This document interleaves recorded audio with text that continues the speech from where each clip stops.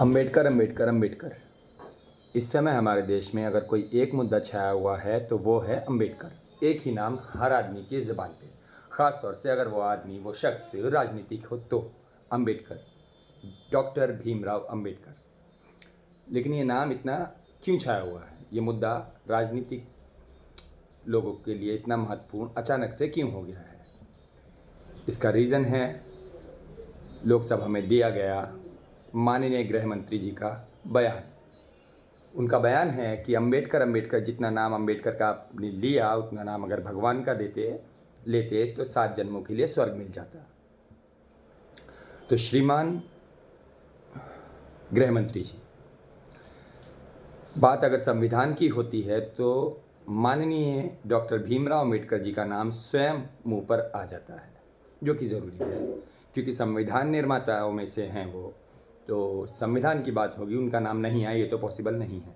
अब यहाँ पर एक बात और जानने वाली है कि जितना अगर उसी बयान को, उनके ही बयान को अगर मान लिया जाए तो जितना हिंदुत्व जितना राम राम किया जाता है, अगर उतना ही विकास पे ध्यान दिया जाता या राम के पथ पर चला जाता तो ये देश सच में राम राज्य बन चुका होता।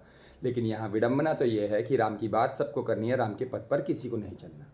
राम के नाम पर मॉब लिंचिंग करी जाती है, मंदिर मस्जिद के नाम पे मॉब लिंचिंग हो जाती है, हज़ारों लोग मर जाते हैं और कोई मतलब नहीं है। रीज़न कि सिर्फ राम का नाम लेना है। इसी संदर्भ में आरएसएस प्रमुख श्री मोहन भागवत जी का एक बयान सराहनीय है। उनका ये कहना कि आजकल कुछ लोगों को अपनी राजनीति सेकने के लिए, चमकाने के लिए मंदिर मस्जिद का विवाद उठाने का बहुत शौक़ है और वो बहुत तेज़ी से किया जा रहा है और संरक्षण शायद सरकार दे रही है क्योंकि सरकार का कोई भी बयान नहीं आया है। सरकार ने इस बात पे रोकथाम भी नहीं लगाई है। डेली रोज़ के रोज़ कोई ना कोई, कहीं ना कहीं, किसी न किसी मंदिर और मस्जिद का मुद्दा उठा दिया जा रहा है। मतलब हम मंदिर और मस्जिद में ही उलझे रहें। करना क्या है उसकी तरफ ध्यान किसी को नहीं है। हर चीज़ से ध्यान हटा दीजिए। अब अंबेडकर जी आ गए, संविधान निर्माता का नाम लिया जा रहा है, तो साहब जितना आप हिंदू मंदिर मस्जिद राम राम करते हैं उससे बेटर है कि आप राम के पथ पर चलें, तो ये देश खुद ही राम राज्य बन जाएगा। यही वो देश है जिस पे ध्यान देने की ज़रूरत है। क्या ध्यान देने की ज़रूरत है? क्योंकि आपकी ही सरकार बोलती है कि आप गालिबन 80 करोड़ लोगों को हर महीने 5 किलो अनाज देते हैं।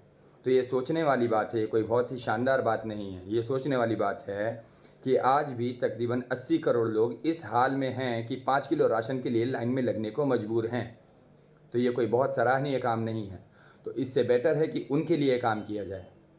जितना हम लोग मंदिर और मस्जिद के लिए लड़ते झगड़ते हैं इन राजनीतिक लोगों की वजह से, उससे बेहतर है कि उन 80 करोड़ लोगों को गरीबी रेखा से ऊपर उठाया जाए। क्योंकि अगर कोई शख्स महज 5 किलो राशन के लिए लाइन में लगने के लिए तैयार है महीने भर के लिए, तो उसकी दशा क्या होगी, ये सोचने वाली बात है। तो ये सोचिए। और अंबेडकर जी का जो स्थान है वो आपके और मेरे कुछ कहने से बदलने वाला नहीं है। उनकी जो प्रतिष्ठा है, उनका जो सम्मान है, उनकी जो इज़्ज़त है, वो हमेशा जो थी वही रहेगी। और उनका नाम जब जब संविधान की बात होगी तो अंबेडकर जी का नाम लिया जाएगा। तो बेहतर है कि अंबेडकर जी पे राजनीति करने के बजाय, राम पे राजनीति करने के बजाय राम के पथ पर चलिए। देश अपने आप ही राम राज्य बन जाएगा। उस राम राज्य में सब खुशहाल थे क्योंकि लोग राम के पथ पर चलते थे। राम से बड़ा राम का नाम, राम के नाम से यहाँ मतलब है कि राम के कर्म। राम नाम ही आनंदमय है। सिर्फ आप नाम लीजिए, आनंद की अनुभूति होती है। लेकिन उस अनुभूति को आजकल आपने, जो जयकारे लगाए जाते हैं तो डर की अनुभूति होने लगती है कि क्या क्या हुआ, कहीं पे लड़ाई हो गई क्या? यही हो रहा है ना। पहले राम का नाम बड़ा सम्माननीय, मतलब बहुत ही आनंद की अनुभूति होती थी, हमारे को भी होती थी। लेकिन अभी कहीं सुनने को मिलता है तो जय श्री राम के नारे की वजह से लड़ाई हो गई। मतलब सोचिए आप।